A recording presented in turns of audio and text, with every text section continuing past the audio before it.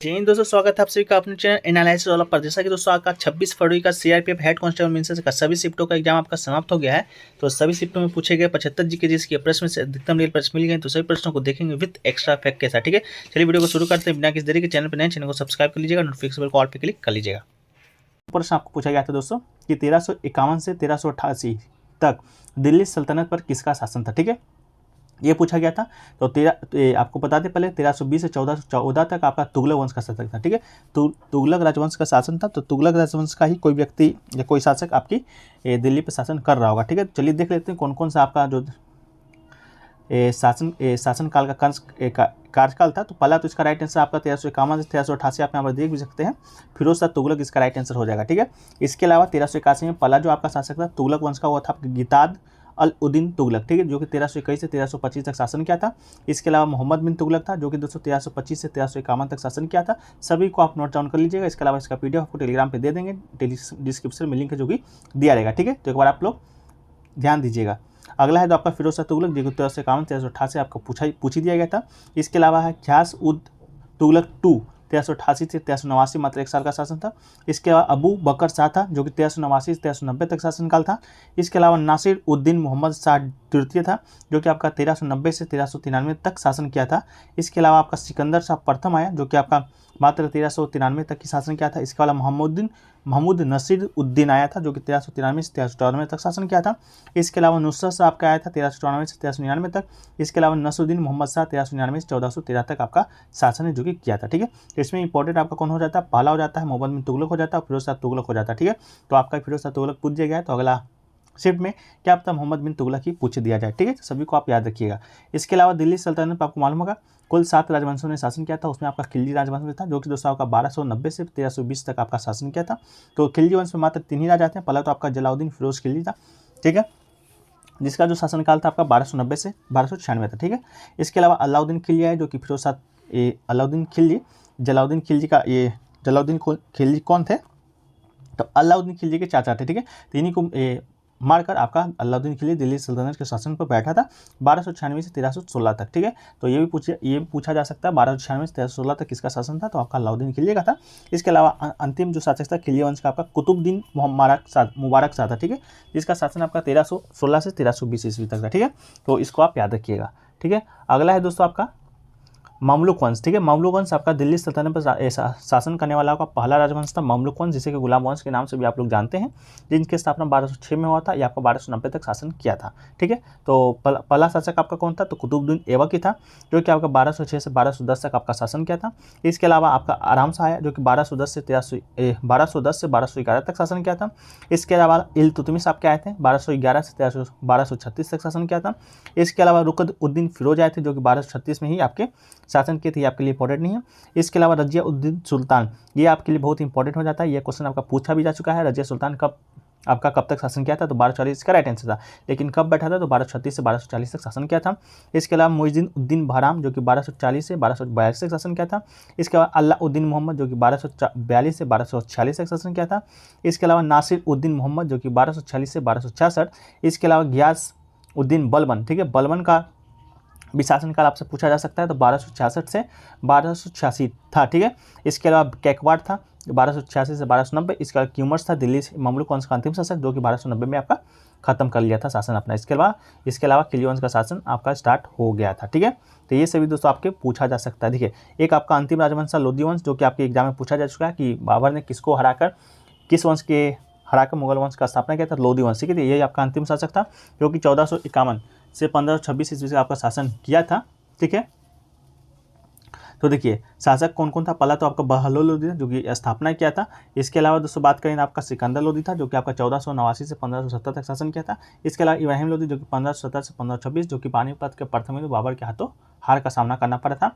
इसके बाद ये आपका दिल्ली सल्तनत का आपका अंतिम समाप्त हो जाता है। और दिल्ली सल्तनत का अंतिम राजवंश कौन था, तो लोधी वंश था। ठीक है, तो इन सभी को दोस्तों आपको याद रखकर जाना है। ठीक है, चलिए अगला देखिए, पूछा गया था कि दिल्ली सल्तनत का पहला मस्जिद क्या नाम था। तो देखिए दिल्ली सल्तनत काल का पहला मस्जिद आपसे पूछा गया था। तो सल्तनत काल के सुल्तान के द्वारा बनाई गई जो मस्जिद में सबसे पहली जो मस्जिद थी कुवत उल इस्लाम मस्जिद है। ठीक है, तो कुवत उल इस्लाम आपका राइट आंसर हो जाएगा, जिसका जो निर्माण है कुतुबुद्दीन ऐबक ने दिल्ली में करवाया था। ठीक है, किसने करवाया था? कुतुबुद्दीन ऐबक। अभी हमने आपको बताया कुतुबुद्दीन ऐबक किस वंश का शासक था? मामलुक वंश का। इसके अलावा मस्जिद का निर्माण कार्य आपका 1195 में शुरू हुआ था और 1199 में पूर्ण हो गया था। ठीक है, ये आपका पूछा गया था। एक देखिए पूछा गया था आपका कि बजट जो 2023-24 से किसने पेश किया था। ठीक है, तो बजट का जो आपका सेशन हमने लिया था आपके यूट्यूब पर, तो उसी में दोस्तों आपको बता दी थी कि बजट जो हर साल पेश किया जाता है वो आपके भारत के वित्त मंत्री के द्वारा ही पेश किया जाता है। वर्तमान में वित्त मंत्री का भी जिक्र हमने किया था, निर्मला सीतारमण जी का। ठीक है, तो जिन लोगों ने बजट का वीडियो अब तक नहीं देखा है, डिस्क्रिप्शन में लिंक मिल जाएगा, एक बार आप जाकर वहाँ से देख लीजिएगा, नहीं तो आपको चैनल पर जाके खोज लीजिएगा बजट का। ठीक है, देखिए तो वित्त मंत्री निर्मला सीतारमण जी के द्वारा 23-24 का बजट जो कि पेश किया गया था, तो इसका राइट आंसर निर्मला सीतारमण जी हो जाएगा। ठीक है, देखिए तो बजट जो 23-24 आपका प्रश्न है जो कि शामिल कर ही लिया गया है, तो इससे जुड़े जो फैक्ट्स हैं, उससे जुड़े जो प्रश्न आपके आने की संभावना है आगे की शिफ्टों में, उसको हम लोग अभी डिस्कस कर लेते हैं। ठीक है, देखिए तो वित्त मंत्री निर्मला सीतारमण जी ने 23-24 का केंद्रीय बजट पेश किया। क्या इस बजट में सबसे जो बड़ा ऐलान टैक्स के दायरे को 5 लाख से बढ़ाकर 7 लाख कर दिया गया था। ठीक है, तो जिन लोगों का आय 7 लाख है तो अब टैक्स जो देना होगा 5 लाख था, अब लाख बढ़ा के 7 लाख कर दिया गया, तो ये आपके लिए इंपॉर्टेंट है। ठीक है, इसके अलावा राजकोषीय घाटा की बात करेंगे तो 23-24 में जीडीपी का 5.9% रहने का अनुमान है। वास्तविक जीडीपी वृद्धि दर आपका वित्त वर्ष 22-23 में 7% रहने का अनुमान है। इसके अलावा पूंजीगत निवेश को 33% से बढ़ाकर 33% बढ़ाकर आपका 10 लाख करोड़ रुपए है जो कि कर दिया गया है। इसके अलावा बजट 23-24 में आपका 157 नए नर्सिंग होम जो है कि खोले जाएंगे, इसका भी निर्णय लिया गया है। इसके अलावा रेलवे के लिए आपका 2.4 लाख करोड़ रुपए का अब तक का सर्वाधिक पूंजीगत परिव्यय प्रदान किया गया है। ठीक है, तो रेलवे के लिए आपका 2.40 लाख।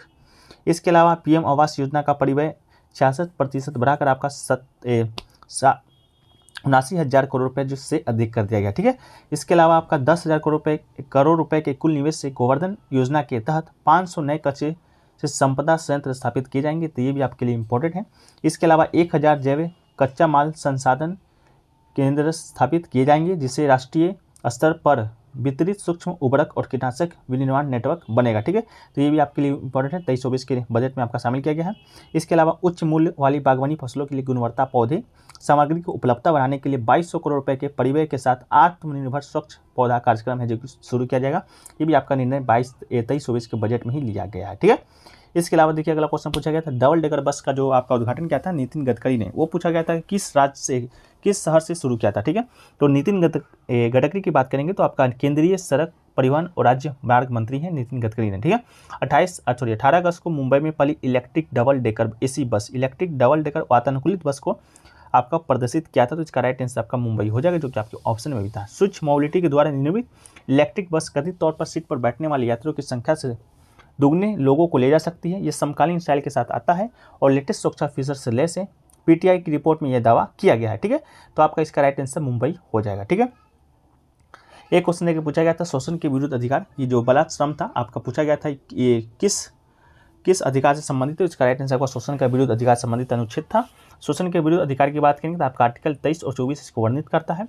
आर्टिकल 23 की बात करेंगे भारतीय संविधान का अनुच्छेद 23 जो कि मानव तस्करी, बलात्श्रम और इसी प्रकार के अन्य बलात्श्रम के प्रकारों पर प्रतिबंध लगाता है, जिससे कि देश के लाखों अल्प सुविधा प्राप्त और वंचित लोगों की रक्षा किया जा सकेगा। ठीक है, ये अधिकार दोस्तों आपको बताते हैं भारत के नागरिक और गैर नागरिक दोनों के लिए उपलब्ध है। इसके अलावा मानव तस्करी के विरुद्ध जो अधिकार में निम्नलिखित शामिल है, क्या क्या है, तो देखिए पुरुष और महिला और बच्चों की खरीद बिक्री आपका इसमें शामिल है। इसके अलावा वेश्यावृत्ति इसमें शामिल है। इसके अलावा देवदासी और दासी ये आपका बलात्श्रम के में शामिल है। ठीक है, इसके अलावा अनुच्छेद जो 24 से आपका क्या कहता है, भारतीय संविधान का अनुच्छेद 24 है किसी फैक्ट्री, खान या अन्य परिसंकटमय गतिविधियों तथा निर्माण कार्य या रेलवे में 14 वर्ष से कम उम्र के बच्चे को नियोजन का प्रतिबंध करता है। तो ये भी आपका प्रश्न जो कि बन सकता है कि कितने उम्र के बच्चे को आपका जो है कि काम में नहीं लगाना है, तो 14 वर्ष से कम बच्चे को। ठीक है, इसके अलावा दोस्तों आपका 25 से 28 जो अनुच्छेद आपका आता है वो आपका धर्म की स्वतंत्रता आता है 25 से 28 में। इसके अलावा संस्कृति एवं शिक्षा संबंधी अधिकार आपका 29-30 में आता है। इसके अलावा संवैधानिक उपचार का अधिकार जो कि अनुच्छेद 32 में आता है, जो कि बहुत ही इंपॉर्टेंट है आपके लिए भी और हमारे लिए भी और जितने भी भारत में नागरिक हैं सबके लिए भी। अनुच्छेद 32 से जो कि क्या कहता है, तो भारत संविधान का जो सबसे महत्वपूर्ण अनुच्छेद माना जाता है, क्योंकि यह प्रावधान करता है कि मौलिक अधिकारों के संरक्षण का अधिकार स्वयं भी एक मौलिक अधिकार है। ठीक है, अगर मान लीजिए आपका किसी भी मौलिक अधिकार का आपका हनन हो रहा है तो आपका अनुच्छेद 32 के तहत आप अपने राज्य के हाई कोर्ट या सुप्रीम कोर्ट जा सकते हैं। अनुच्छेद 32 के तहत भीमराव अम्बेडकर ने इसे ही भारतीय संविधान का आत्मा कहा था। ठीक है, अनुच्छेद 32 को यह सबके लिए इंपॉर्टेंट है। ठीक है, एक क्वेश्चन देखिए पूछा गया था नीलगिरी तहर परियोजना किस राज्य में शुरू किया गया था, ठीक है। तो नीलगिरी तहर परियोजना की बात करें तो भारत की अपनी तरह की पहले तमिलनाडु सरकार ने 28 दिसंबर को नीलगिरी तहर परियोजना को घोषणा किया था। तो आपका राइट आंसर तमिलनाडु सरकार हो जाएगा, ठीक है। इसका जो उद्देश्य इस राष्ट्रीय पशु के मूल आवास को बहाल करना और इसकी आबादी को स्थिर करना है, ठीक है। इसके अलावा 25.14 करोड़ रुपए के बजट के साथ 5 साल की यह पहल प्रजातियों के संरक्षण से निपटने के लिए एक परियोजना निदेशक की अध्यक्षता में एक समर्पित टीम का गठन करेगी। ये परियोजना वन क्षेत्रों में पशु के कैप्टिव प्रजनन की संभावना का पता लगाएगा जहां यह स्थानीय रूप से विलुप्त हो गया है, ठीक है। इसके अलावा राज्य वन विभाग तहर रेंज में समकालिक सर्वेक्षण करेगा जिसमें नीलगिरी की पहाड़ियां और असाम्बू हाइडलैंड्स शामिल है। परियोजना के अंतर्गत इस पशु के पैटर्न, निवास स्थान के उपयोग और व्यवहार को समझने के लिए कुछ तहरों का रेडियो टेलीमेट्री अध्ययन किया जाएगा, ठीक है। तो ये आपका नीलगिरी तहर परियोजना का कुछ पॉइंट्स है, ठीक है। एक क्वेश्चन देखिए पूछा गया था आपका आयनिक क्रिस्टल में धनायन और ऋणायन के बीच का अंतर आपसे पूछा गया था। हालांकि ये प्रश्न आपका लैंग्वेज शायद क्लियर नहीं है, तो चलिए हम देख लेते हैं आयन के बारे में। तो आयन ऐसे परमाणु या अणु हैं जिसमें इलेक्ट्रॉनों और प्रोटॉनों की संख्या समान होती है। इससे आयन में विद्युत आवेश या चार्ज होता है। आपका इलेक्ट्रॉन की तादाद प्रोटॉन से अधिक हो तो आयन में ऋणात्मक आवेश होता है, उसे ऋणायन भी कहते हैं। इसके विपरीत अगर इलेक्ट्रॉन की तादाद है जो कि प्रोटॉन से कम हो तो आयन में धनात्मक आवेश होता है, उसे आपका धनायन यानी कैटन भी कहा जाता है, ठीक है। तो इसको आप देख लीजिएगा।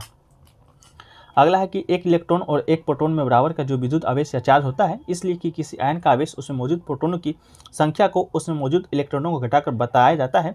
अगर प्रोटॉन की जो संख्या है अधिक हो तो आवेश धनात्मक होता है, अगर इलेक्ट्रॉनों की जो संख्या अधिक हो तो आवेश जो कि ऋणात्मक हो जाता है, ठीक है। इससे संबंधित क्या प्रश्न आए थे, आपका ऑप्शन क्या दिए गए थे, एक बार आप लोग जो भी एग्जाम देखा है कॉमेंट सेक्शन में जो कि जरूर है जो कि बता दीजिएगा, ठीक है। चलिए एक क्वेश्चन देखिए पूछा गया था हम्पी और मैसूर किस राज्य में स्थित है, ठीक है। तो हम्पी और मैसूर, ठीक है, दे देखिए हम्पी और जो मैसूर है वो आपका कर्नाटक में दो लोकप्रिय गंतव्य है जिन्हें नई पर्यटन नीति स्वदेश दर्शन 2 योजना के एक भाग के रूप में बढ़ावा दिया गया है, ठीक है। तो इसका राइट आंसर आपका कर्नाटक हो जाएगा, जो गंतव्य पर्यटन को पुनर्जीवित करने पर केंद्रित है। मैसूर और हम्पी उन 19 स्थानों पर शामिल है जिन्हें स्वदेश दर्शन 2.0 योजना के तहत भारत के 8 राज्यों और केंद्रशासित प्रदेशों में चिन्हित किया जाएगा। इस गंतव्य ने पूरे राज्य में उच्च फुटबॉल देखा है और दक्षिण भारत के इतिहास में एक महत्वपूर्ण भूमिका निभाया है, ठीक है। इसलिए आपका ये क्वेश्चन पूछा गया था, करंट से रिलेटेड था, इसलिए आपका इसका राइट आंसर कर्नाटक हो जाएगा। एक क्वेश्चन है कि पूछा गया था तत्व 120 है वो किस समूह में आता है, ठीक है।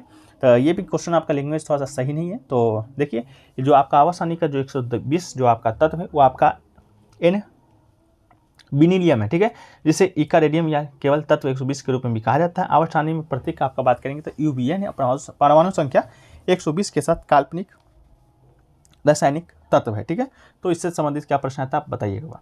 एक क्वेश्चन देखिए पूछा गया था मुद्रास्फीति 5.85 से कितना हो गया है, ठीक है। तो देखिए मुद्रा जो स्फीति था 5.85, ये दोस्तों आपका नवंबर माह में था, ठीक है। तो नवंबर में आपका 5.85 था। इसके अलावा ये आपका 5.85 है आपका दिसंबर माह में आपका कितना था 8.39 था।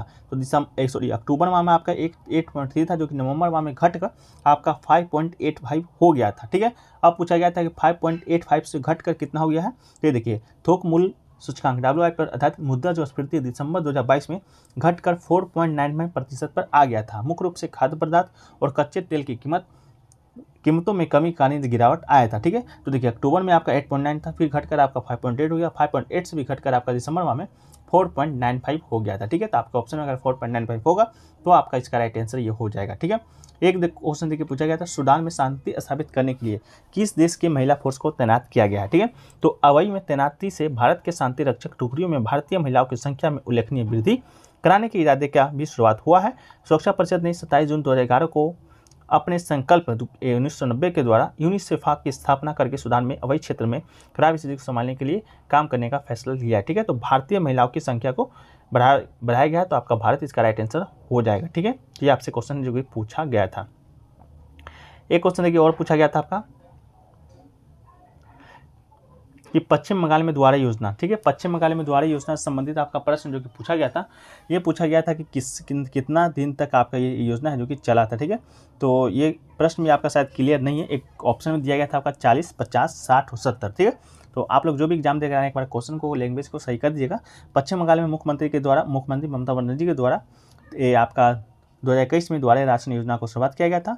इस योजना में सार्वजनिक वितरण प्रणाली के लाभार्थियों को उनके घर तक राशन पहुंचाने की व्यवस्था किया गया था। ठीक है, एक अगला जो क्वेश्चन पूछा गया था कि 2011 की जनगणना के अनुसार 0 से 6 वर्ष के बच्चों की जनसंख्या की प्रतिशत क्या था। ठीक है, तो 2011 की जनगणना के अनुसार 0 से 6 वर्ष के बच्चों की जनसंख्या का प्रतिशत पूछा गया था।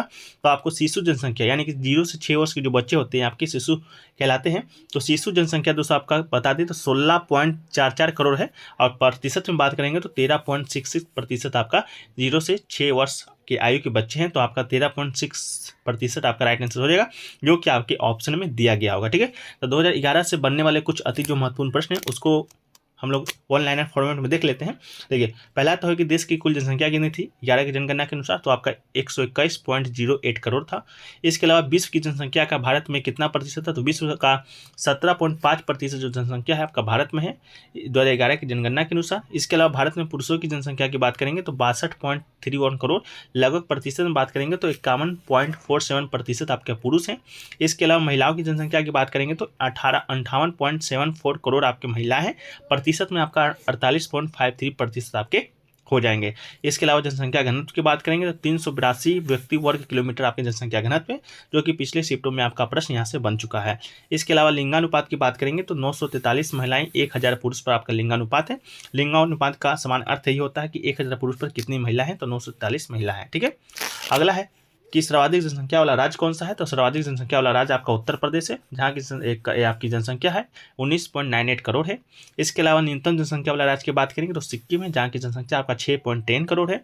इसके अलावा जनसंख्या की दृष्टि से 4 सबसे बड़े राज्यों में देखें तो पहला तो आपका उत्तर प्रदेश है, इसके बाद आपका महाराष्ट्र है, इसके बाद बिहार, इसके बाद आपका पश्चिम बंगाल है जनसंख्या की दृष्टि से। ठीक है, इसके अलावा बात करेंगे तो जनसंख्या घनत्व किस राज्य का सबसे ज़्यादा है, तो आपका बिहार का है, जहाँ पर जनसंख्या घनत्व की बात करेंगे तो 1106 व्यक्ति प्रति वर्ग किलोमीटर। जनसंख्या घनत्व का मतलब ये होता है कि 1 किलोमीटर के क्षेत्र में आपके कितने लोग हैं जो कि निवास कर रहे हैं, तो आपके 1106 लोग, जो कि सर्वाधिक है आपके 2011 की जनगणना के अनुसार राज्यों में। ठीक है, इसके अलावा न्यूनतम जनसंख्या की बात करेंगे तो घनत्व वाला राज्य आपका अरुणाचल प्रदेश, जहाँ पर मात्र 17 लोग ही 1 किलोमीटर के क्षेत्र में निवास करते हैं। ठीक है, 2011 से बनने वाले ज़्यादा तो प्रश्न हैं आपके, मैंने आपको बताने का जो प्रयास किया है। इस और भी ज़्यादा प्रश्न हैं जो कि सभी को ऐड नहीं कर सकते, ऐड करेंगे तो वीडियो जो कि काफ़ी आपका लंबा हो जाएगा। ठीक है, देखिए एक क्वेश्चन पूछा गया था राखी गढ़ी जो कि कौन से राज्य में स्थित है।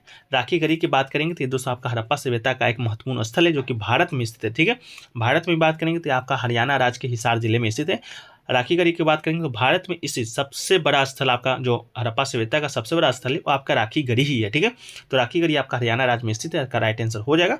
ये पूर्व सिंधु घाटी सभ्यता बस्ती का स्थल है और सिंधु घाटी सभ्यता का परिपक्व करता है। ठीक है, इसका जो खुदाई आपका 1997 से 2000 के बीच अमरेंद्र नाथ के द्वारा किया गया था। तो अमरेंद्र नाथ के द्वारा किया गया था, इसको भी आपको याद रखना है क्योंकि खुदाई और किसने किया था और ये भी प्रश्न आपसे आज सीआरपीएफ के एग्जाम में पूछा जा रहा है। ये दोस्तों आपका घग्गर हकरा नदी के मैदान में स्थित है। इसमें आपका 7 टीलों का एक समूह होता है। ग्लोबल हेरिटेज फंड ने मई 2022 में राखी गढ़ी को एशिया के 10 सबसे लुप्त प्राय विरासत स्थलों में एक घोषित किया है। ठीक है, तो इन सारी फैक्ट्सों को आपको याद रखना है। इसके अलावा भारत में स्थित कुछ और महत्वपूर्ण स्थल है जो कि आपको एग्जाम पॉइंट ऑफ व्यू से इंपॉर्टेंट है। पहला तो आपका धोलावीरा है जो कि दोस्तों आपका गुजरात में स्थित, जो कि प्रश्न आपके बीत चुका है। यूनेस्को की आपके हेरिटेज साइट में आपका ये 40वां स्थल है जो कि आपके धोलावीरा को शामिल किया गया है। ये आपका प्रश्न कल नहीं परसों के एग्जाम में बना था, कल आपका कोई भी एग्जाम नहीं था। इसके अलावा कालीबंगा की बात करेंगे तो आपका ये राजस्थान में स्थित है। इसके अलावा आलमगीरपुर की बात करेंगे तो ये दोस्तों आपका उत्तर प्रदेश में स्थित है। इसके अलावा लोथल की बात करेंगे जो कि दोस्तों आपका हड़प्पा सभ्यता की एक महत्वपूर्ण स्थल है जो कि बंदरगाह हड़प्पा सभ्यता का, ये भी दोस्तों आपका गुजरात में ही स्थित है। ठीक है, इसके अलावा हड़प्पा सभ्यता की बात करेंगे तो सबसे बड़ा स्थल आपका तो भारत में आपका राखी गढ़ी है, लेकिन ओवरऑल बात करेंगे पूरे भारतीय उपमहाद्वीप में तो ये दोस्तों आपका पाकिस्तान में स्थित है। ठीक है, मोहनजोदारो और हड़प्पा सभ्यता का जो प्रथम स्थल खोजा गया था वो आपका हड़प्पा खोजा गया था, उसी के नाम पर आपका इस सभ्यता का नाम हड़प्पा सभ्यता पड़ा था। ठीक है, चलिए तो इतना ही प्रश्न आपके एग्जाम में बनेंगे जो कि हमने बताने का ही प्रयास किया है। ठीक है, देखिए अगला जो प्रश्न आपसे पूछा गया था कि छऊ जो नृत्य थे वो किस वर्ष अमृत सांस्कृतिक विरासत की यूनेस्को की सूची में शामिल हुआ है छऊ नृत्य को। तो छऊ नृत्य दोस्तों आपका एक अर्थशास्त्रीय भारतीय नृत्य जो कि मार्शल लोक परंपराओं को जोड़ता है, जो कि मयूरभंज से कलिंग उड़ीसा क्षेत्र में उत्पन्न हुआ है और विभिन्न रूपों में पश्चिम बंगाल और झारखंड में फैल गया है। ठीक है, तो इसे 2010 में से मानवता की अमृत सांस्कृतिक विरासत की यूनेस्को की प्रतिनिधि में सूची में शामिल किया गया था। तो आपका राइट आंसर 2010 हो जाएगा। ठीक है, इसके अलावा बात करेंगे आपका छौ का, तो ये आपका कहाँ का है, तो उड़ीसा का है। इसके अलावा पश्चिम बंगाल का है, झारखंड में भी बहुत सारे क्षेत्रों में ये किया जाता है। तो छौ नृत्य की बात करेंगे, इसे आपका हाल ही में मतलब कि 2022 में आपका भारतीय संस्कृति मंत्रालय के द्वारा भारत के शास्त्रीय नृत्यों में इस नृत्य को शामिल किया गया है। तो वर्तमान में भारत में कितने शास्त्रीय नृत्य हैं, तो आपके बात करें तो आपके वर्तमान में 9 है। पहला तो आपका छौ होगा, जो कि पूरी भारत की ओर पूरी भारत लिखा हुआ रहता है आपका जब शामिल किया गया था। तो इसके अलावा भरतनाट्यम की बात करेंगे तो आपका तमिलनाडु का है। इसके अलावा कुचिपुड़ी आपका कहाँ का है, तो आंध्र प्रदेश का है। सतरिया आपकी असम का है। मोहिनीअट्टम और आपका कथकली आपका केरल का है। कथक और आपका उत्तर प्रदेश का है।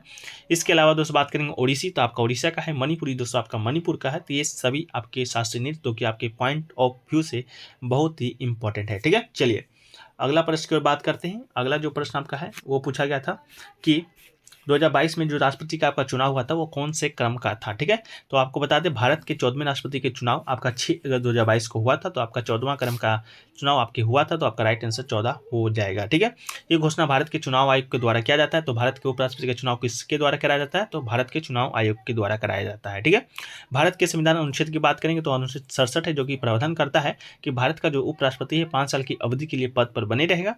इस चुनाव को जो विजेता थे कौन थे, तो आपके जगदीप धनखड़ हैं, जो कि वर्तमान में आपके भारत के उपराष्ट्रपति हैं, जो कि कितने नंबर के हैं, तो आपके 14वें नंबर के हैं। ठीक है, उन्होंने 11 अगस्त 2022 को वेंकैया नायडू को उपराष्ट्रपति के रूप में प्रतिस्थापित किया था। यानी कि पहले के जो आपके उपराष्ट्रपति थे वो आपके वेंकैया नायडू थे, जो कि आप उनको प्रतिस्थापित करके जगदीप धनखड़ आपके भारत के उपराष्ट्रपति बने हैं। ठीक है, जगदीप धनखड़ की बात करेंगे तो 16 जुलाई 2022 को यह पश्चिम बंगाल के तत्कालीन सेवारत राज्यपाल थे। तो ये उपराष्ट्रपति बनने से पहले पश्चिम बंगाल के राज्यपाल थे। ठीक है, और ये आपके एनडीए के उम्मीदवार थे, उम्मीदवार थे। और इनके जो विरुद्ध आपके चुनाव लड़ रहे थे वो आपके थे मार्गरेट अल्वा। ठीक है, मार्गरेट अल्वा आपका विरुद्ध आपके लड़ रहे थे, यूपीए के आपके ये प्रतिनिधि थे। ठीक है, उम्मीदवार थे। ठीक है, इसके अलावा बात करेंगे दोस्तों आपका ये तो आपका उपराष्ट्रपति का हो गया, लेकिन भारत 2022 में आपका राष्ट्रपति का भी चुनाव आपका संपन्न हुआ है। ठीक है, तो वो कौन से नंबर का हुआ है, तो ये भी आपके एग्जाम पॉइंट ऑफ व्यू से इंपॉर्टेंट है। तो राष्ट्रपति का जो चुनाव है वो आपका 15वें नंबर का संपन्न हुआ था। ठीक है, 15वें नंबर का संपन्न हुआ था। विजेता कौन बनी थी, द्रौपदी मुर्मू, जो कि भारत की पहली आदिवासी महिला राष्ट्रपति हैं। उनसे पहले ये आपके झारखंड के राज्यपाल रह चुकी थी और ये 15वें नंबर के राष्ट्रपति थी। इनके जो विरुद्ध आपके जो चुनाव लड़े थे वो आपके जगदीप धनखड़ जी लड़े थे। ठीक है, इन्होंने किनको प्रतिस्थापित किया था, तो आपके राष्ट्रपति किनको किया था, तो रामनाथ कोविंद को प्रतिस्थापित कर भारत के 15वें राष्ट्रपति बनी थे। तो राष्ट्रपति आपके 15वें नंबर का और उपराष्ट्रपति आपके 14वें नंबर का, ये आप ध्यान रखिएगा। ठीक है, चलिए अगला जो क्वेश्चन देखिए पूछा गया था आपका समानता का अधिकार से संबंधित कोई क्वेश्चन आपका है जो कि पूछा गया था। ठीक है, क्वेश्चन क्या पूछा गया था, लैंग्वेज स्टूडेंट है जो कि बताने में असमर्थ है, लेकिन समानता के अधिकार की बात करेंगे तो भारतीय संविधान में आपका 14 से जो 18 अनुच्छेद है आपके समानता के अधिकार को उल्लेखित करता है। तो संविधान का जो अनुच्छेद 14 है वो क्या कहता है, तो राज्य, धर्म, जाति, लिंग या जन्म स्थान के आधार पर किसी भी व्यक्ति को कानून के समक्ष समानता या भारत के क्षेत्र में भीतर कानून के समान संरक्षण से वंचित नहीं किया जा सकता। ठीक है, कोई भी जो आपके नागरिक होंगे उनको आपको समानता सभी जगह दिया जाएगा भारत के कानून के तहत। चाहे आपके राष्ट्रपति हो, प्रधानमंत्री हो, कोई भी हो, भारत के आम नागरिक हो, सभी पर एक कानून ही लागू होता है। ये आपका अनुच्छेद 14 कहता है। इसके अलावा अनुच्छेद 15 की बात करेंगे तो राज्य किसी भी नागरिक के खिलाफ केवल धर्म, मूल, वंश, जाति, लिंग या जन्म स्थान या किसके आधार पर भेदभाव नहीं करेगा। इसके अलावा अनुच्छेद 16 कहता है कि राज्य के अधीन किसी भी कार्यालय में रोजगार या नियुक्ति से संबंधित मामलों में सभी नागरिकों के अवसर की समानता होगी। इसके अलावा अनुच्छेद 17 की बात करेंगे तो आपका अस्पृश्यता का उन्मूलन करता है और अनुच्छेद 18 आपका सेन और शैक्षणिक को छोड़कर सभी उपाधियों का उन्मूलन करता है। ठीक है, ये 14 से जो 18 आपका अनुच्छेद है आपके 5 आर्टिकल है इस अधिकार के तहत जो कि आपके समानता का अधिकार है। यह आपका मौलिक अधिकार है। मौलिक अधिकार की बात करेंगे तो 12 से 35 अनुच्छेद में जितने भी अनुच्छेद हैं आपके मौलिक अधिकार हैं। मौलिक अधिकार संयुक्त राज्य अमेरिका से लिया गया है। वर्तमान में आपके 6 हैं। मूल संविधान में आपके 7 हैं। संपत्ति के अधिकार को हटाकर आपके कानूनी अधिकार बना दिया गया था। कब बना दिया गया था, 1978 में आपका 44वां संविधान संशोधन के तहत। ठीक है, एक क्वेश्चन देखिए पूछा गया था, नीरज चोपड़ा ने डायमंड लीग में आपका डायमंड लीग में कितने मीटर भाला फेंक कर आपके इतिहास को रचा था। तो नीरज चोपड़ा की बात करेंगे तो इनका जो नाम आप सुनते होंगे, इनका नाम आपका टोक्यो ओलंपिक 2021 से आपका इनका नाम है जो कि प्रचलित हुआ है। ठीक है, नीरज चोपड़ा का जो कि आपका टोक्यो ओलंपिक 2021 में आपके भारत को एकमात्र जो स्वर्ण पदक आपका मिला था 2020 के ओलंपिक में, वो आपके नीरज चोपड़ा के द्वारा ही लाया गया था। ठीक है, तो नीरज चोपड़ा की बात करेंगे तो भाला फेंक खिलाड़ी है। नीरज चोपड़ा ओलंपिक में आपका बात करेंगे तो 57.25 मीटर आपका भाला फेंक कर स्वर्ण पदक को जीता था। लेकिन आपका पूछा गया था डायमंड लीग में कितने मीटर भाला फेंका था। ठीक है, तो 24 साल के आपके नीरज चोपड़ा है। डायमंड लीग फाइनल में जीतने वाले पहले भारतीय बन गए हैं। ज्यूरिख में फाइनल्स में नीरज चोपड़ा ने 88.44 मीटर के बेस्ट थ्रो के साथ ये खिताब है जो जीता था, ठीक है। तो नीरज चोपड़ा डायमंड रिंग में कितना मीटर फेंके हैं, तो 88.44 मीटर, ठीक है। और आपके ये ओलंपिक में कितना फेंके थे, तो 87.25, ठीक है। इसको सुधार कर लीजिएगा, शायद मैंने 57 बोल दिया होगा, तो 87.25 फेंका था, ठीक है। नीरज ने चेक गणराज्य के जेके वार्डलेच और जर्मनी के जूलियन वेबर को पछाड़ दिया था, ठीक है। तो आपका 88.44 राइट आंसर हो जाएगा। नीरज चोपड़ा रहने वाले कहाँ के हैं, तो आपके हरियाणा के हैं, ठीक है। तो इसको भी आप है जो कि याद रखिएगा। एकमात्र आपके स्वर्ण पदक विजेता थे 2020 के ओलंपिक में, जो कि 2021 में आपका हुआ था, ठीक है। इसके अलावा दोस्तों क्वेश्चन पूछा गया था, हिमालय के कारण किन राज्यों में सर्दी नहीं होता। इस तरह का भी कोई प्रश्न आपके एग्जाम में है जो कि पूछा गया था। तो हिमालय के कारण दोस्तों बात करेंगे तो आपका राजस्थान ऐसा शहर है जहाँ की हिमालय के कारण जो कि आपका वहाँ पर सर्दी है जो कि आपका नहीं होता है, ठीक है। तो आपका राजस्थान अगर ऑप्शन में होगा तो आपका राइट आंसर हो जाएगा, ठीक है। ताकि सालाबाई की संधि के समय भारत का गवर्नर जनरल कौन था। तो यह आपकी सालाबाई की जो संधि हुई है वो 1782 में होती है, और इसके समय अगर गवर्नर की बात करें तो वॉरेन हेस्टिंग्स यहाँ पर राइट आंसर हो जाएगा, जो कि सालाबाई की संधि के समय भारत के गवर्नर जनरल रहे हुए थे, और ये आपके 1782 में हुई थी। संधि में दोनों पक्षों के बीच आपके 20 वर्षों के लिए शांति की गारंटी दी गई थी, यानी दोनों पक्षों में आपकी दी गई थी। इसके जो आपके मुख्य प्रावधान थे जिसमें कि आपका सालसेट जो राज था वो आपका अंग्रेजों के कब्जे में रहना चाहिए हुआ था। तो ये क्वेश्चन यहाँ पर पूछा गया था। चलिए नेक्स्ट क्वेश्चन देखेंगे। नेक्स्ट क्वेश्चन आया हुआ था कि आपका 2023 में सबसे कम उम्र के ऑस्ट्रेलिया के खिलाफ दोहरा शतक मारने वाले भारतीय खिलाड़ी कौन है। तो एक्चुअली यहाँ पर ऑस्ट्रेलिया आपका नहीं होगा, तो सबसे कम उम्र के जो दोहरा शतक मारने वाले खिलाड़ी हैं भारतीय 2023 के, तो यहाँ पर बाकी खिलाड़ियों के बारे में हम पूरे बताएंगे। तो जो 2023 में आपका शुभमन गिल आपको दिया हुआ था, यानी शुभमन गिल आपका राइट आंसर था, जिन्होंने आपके 2023 में 23 वर्ष की उम्र में आपका न्यूजीलैंड के खिलाफ दोहरा शतक बनाया हुआ था। तो अगर आपका खिलाफ पूछा गया था तो ये न्यूजीलैंड के खिलाफ था। वहीं अगर 2022 की बात की जाए तो ईशान किशन ने आपके 24 वर्ष में आपके बांग्लादेश के खिलाफ में दूसरा शतक बनाया हुआ था। वहीं 2013 में रोहित शर्मा ने आपके 26 साल में ऑस्ट्रेलिया के खिलाफ ये बनाया हुआ था। 2014 में भी आपके रोहित शर्मा ने 27 साल में भी आपके श्रीलंका के खिलाफ दोहरा शतक बनाया हुआ था। यानी 2023 में शुभमन गिल ने बनाया हुआ है, 2022 में ईशान किशन ने बनाया हुआ था जो कि बांग्लादेश के खिलाफ था, और आपका यहाँ पर शुभमन गिल ने 2023 में यहाँ पर न्यूजीलैंड के खिलाफ बनाया हुआ है। नेक्स्ट क्वेश्चन देखेंगे। नेक्स्ट क्वेश्चन था कि जो 5वीं बार खेलो इंडिया यूथ गेम्स है इसकी मेज़बानी कौन सा राज्य करेगा। तो अगर 5वें खेलो इंडिया यूथ गेम्स की बात की जाए तो इसका आयोजन जनवरी फरवरी में आपका मध्य प्रदेश राज्य में होना है। तो मध्य प्रदेश यहाँ पर राइट आंसर हो जाएगा। यानी गेम का आयोजन जो है 8 शहरों में भोपाल, इंदौर, उज्जैन, ग्वालियर, जबलपुर, मंडला, महेश्वर एवं बालाघाट में किया जाएगा, जिसमें कि आपके 30 खेल होने हैं, जिसमें 7000 से अधिक खिलाड़ी यहाँ पर भाग लेंगे। तो ये 5वें नंबर का आपका खेलो इंडिया यूथ गेम्स है जिसका आयोजन एमपी में किया जाएगा। तो ये भी आपका करंट अफेयर से रिलेटेड क्वेश्चन यहाँ पर पूछा गया था कि कौन सा आपका राज्य होगा। नेक्स्ट क्वेश्चन देखेंगे, लेकिन उससे पहले जिन लोगों ने अभी तक वीडियो को लाइक और चैनल को सब्सक्राइब नहीं किया तो सबसे पहले आपको वीडियो को लाइक और सपोर्ट के लिए चैनल को सब्सक्राइब करना है, क्योंकि हर एग्जाम से रिलेटेड एनालिसिस आपको करवाया जाता है। हर एग्जाम की प्लेलिस्ट आपको बना करके दी जाती है कि आसानी से जा करके आप किसी भी वीडियो को देख सकते हैं। तो सिर्फ आपको सपोर्ट के लिए चैनल को सब्सक्राइब कर लेना है, क्योंकि हर एग्जाम से रिलेटेड हर शिफ्ट का एनालिसिस आपको मिल जाएगा। पिछला भी आपका छूटा है तो आपको प्लेलिस्ट में दे दिया जाता है। चलिए हम अपने क्वेश्चन पर वापस आते हैं।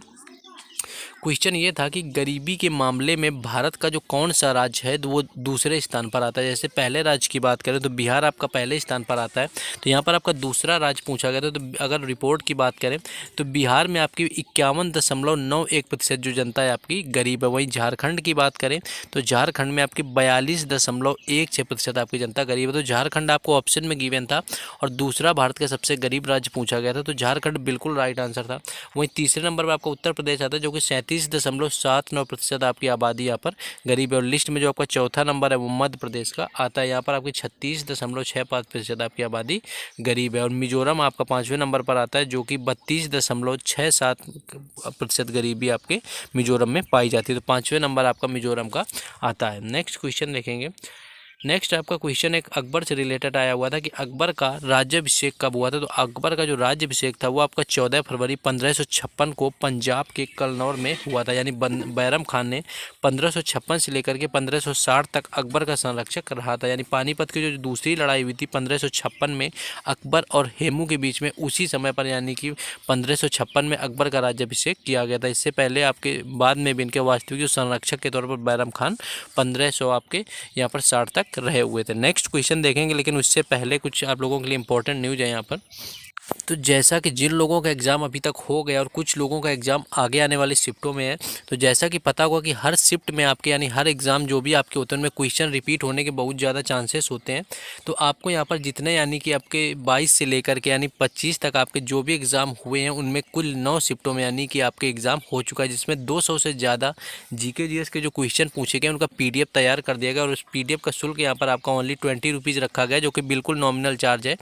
तो वहाँ पर आपको क्या होगा कि जैसे कि आपको ये परचेज़ कर लेते हैं तो आगे आने वाले शिफ्टों में एग्जाम है तो आपको सारे क्वेश्चन एक साथ मिल जाएंगे। तो आपको अगर रिपीट होते हैं 3 से 4 क्वेश्चन भी आपके रिपीट हो जाएंगे आराम से, तो काफ़ी इसका बेनिफिट मिल जाने वाला है। तो व्हाट्सएप नंबर यहाँ पर गिवन है, आपको इस व्हाट्सएप नंबर पर कॉन्टैक्ट कर लेना और ये PDF परचेज कर लेना। बाकी और जो भी आपके अपडेट है, बाकी जो आपके डेली बेसिस पर PDF और बाकी सारी अपडेट आपको व्हाट्सएप ग्रुप और टेलीग्राम चैनल दोनों पर दी जाती है, जिसका लिंक आपको डिस्क्रिप्शन में दिया हुआ है। तो वहाँ से आपको ज़रूर जुड़ जाना है और यहाँ पर आपको व्हाट्सएप कांटेक्ट करके ये आपके 9 शिफ्टों के 200 जो आपके क्वेश्चन पूछे गए इनकी एक PDF तैयार कर दी गई एक्स्ट्रा फैक्ट के साथ में, तो आपको ज़रूर परचेज कर लेना। चलिए अपने क्वेश्चन में वापस आते हैं। यहाँ पर एक आपका 5G ड्रोन से संबंधित क्वेश्चन पूछ लिया गया था। जो आपकी tech startup firm IG drone company है, यानी कि जो टेक स्टार्टअप की IG ड्रोन है के द्वारा भारत का आपका पहला 5G सक्षम ड्रोन को विकसित किया गया है, जो वर्टिकल टेक ऑफ और लैंडिंग में सक्षम है। और इस ड्रोन को आपको स्काई वॉक का नाम दिया गया है। अगर इसके नाम की बात की जाए तो स्काई वॉक इसका नाम रखा गया है, जो कि आपके IG ड्रोन्स के द्वारा बनाया गया वर्टिकल टेक ऑफ और लैंडिंग में सक्षम है और भारत का पहला 5G सक्षम ड्रोन यहाँ पर विकसित किया गया है। इसका उपयोग जो है आपका रक्षा, चिकित्सा और अनुप्रयोगों के अतिरिक्त आपका अन्य क्षेत्रों में भी किया जा सकता है। नेक्स्ट क्वेश्चन हम लोग देखेंगे। नेक्स्ट आपका ये पूछा गया था कि अफ़गानिस्तान जो है उसकी सीमा भारत से कितनी लगती है। तो सबसे कम जो आपकी सीमा होती है वो अफ़गानिस्तान से ही लगती है, जो कि आपकी कुल 106 किलोमीटर लगती है। यानी आपकी कुल 7 देशों से आपकी भारत की सीमा लगती है, जो कि भूस्थलीय सीमा की बात कर रहे हैं। बाकी तो 9 राज्यों से आपकी 9 देशों से लगती है। तो सबसे कम आपकी अफ़गानिस्तान से लगती है और सबसे अधिक आपकी बांग्लादेश से लगती है। तो यहाँ पर अफ़गानिस्तान की आपकी लंबाई पूछी गई थी, तो 106 किलोमीटर लगती है, जिसको आपका डूरंड रेखा के नाम से जाना जाता है। तो ये क्वेश्चन आपका पूछा गया था, स्टैटिक का पार्ट था, तो ये भी क्वेश्चन ठीक ठाक यहाँ पर पूछ लिया गया था। नेक्स्ट क्वेश्चन था कि इल्तुतमिश ने जीतल का सिक्का किस धातु का चलाया था। तो जीतल के सिक्के की बात करें कि आपका किस, तो इल्तुतमिश ने यहाँ पर 2 सिक्के आपके चलाए थे। पहला यहाँ पर एक चांदी का चलाया हुआ था, जिसे कि टंका के नाम से जाना जाता था। दूसरा आपका तांबे का जीतल चलाया, जो कि पूरी तरह से अरबी सिक्के थे। तो तांबे का यहाँ पर पूछा हुआ था, तो आपका जीतल जो बना हुआ था इल्तुतमिश के द्वारा चलाया गया सिक्का वो तांबे का बना हुआ था। और वहीं पर चांदी की बात करें तो ये आपका टंका नाम से था, जो कि चांदी का बना हुआ था। इसमें चांदी का आपका सिक्का 175 ग्राम का होता था। नेक्स्ट क्वेश्चन आपका ये पूछा गया था कि कर्क रेखा भारत के किस राज्य से नहीं गुजरती है। आपको ऑप्शन गिवन था, जैसा कि 8 राज्यों से भारत की कर्क रेखा गुजरती है, तो उसमें ये पूछा था कि आपका किस राज्य से नहीं गुजरती है। तो भारत की जो कर्क रेखा है 8 राज्यों में आपके गुजरात, राजस्थान, मध्य प्रदेश, छत्तीसगढ़, झारखंड, पश्चिम बंगाल, त्रिपुरा तथा मिजोरम, इन 8 राज्यों से आपके होकर के भारतीय राज्यों से कर्क रेखा गुजरती है। तो आपको उसमें गोवा दिया हुआ था कि आपको ये पूछा था किससे नहीं गुजरती है, तो गोवा आपका राइट आंसर था, जो कि आपको ऑप्शन में गिवन था। तो गोवा से आपके भारतीय रेखा नहीं गुजरती। नेक्स्ट क्वेश्चन आपका क्रोमियम से संबंधित एक आया हुआ था कि आवर्त सारणी में क्रोमियम को किस वर्ग समूह में रखा गया। तो क्रोमियम एक रासायनिक तत्व है जो आपके रासायनिक नजरिए के संक्रमण धातु का समूह माना जाता है। तो क्रोमियम से यहाँ पर रिलेटेड पूछा गया था। नेक्स्ट क्वेश्चन देखेंगे, लेकिन फिर एक बार आपसे, अगर आपने अभी तक वीडियो को लाइक और चैनल को सब्सक्राइब नहीं किया तो आपको जरूर कर देना है यहाँ पर वीडियो को लाइक और चैनल को सब्सक्राइब, क्योंकि यहाँ पर आपको हर एग्जाम से एनालिसिस मिलता है। नेक्स्ट क्वेश्चन है आपका, तो कि संविधान का अनुच्छेद 360 किससे संबंधित है। तो आपका जो अनुच्छेद 360 है आपका राष्ट्रपति के वित्तीय आपातकाल की घोषणा करने का अधिकार देता है। यदि वह संतुष्ट ऐसी स्थिति उत्पन्न हुई है जिसके कारण भारत उसके क्षेत्र में किसी भी हिस्से की वित्तीय स्थिरता या क्रेडिट का खतरा है, तो भारत के संविधान के अनुच्छेद आपके 360 के तहत आपके वित्तीय आपातकाल लगा सकता है। तो ये आपका वित्तीय आपातकाल जो संबंधित है यहाँ पर आपके अनुच्छेद 360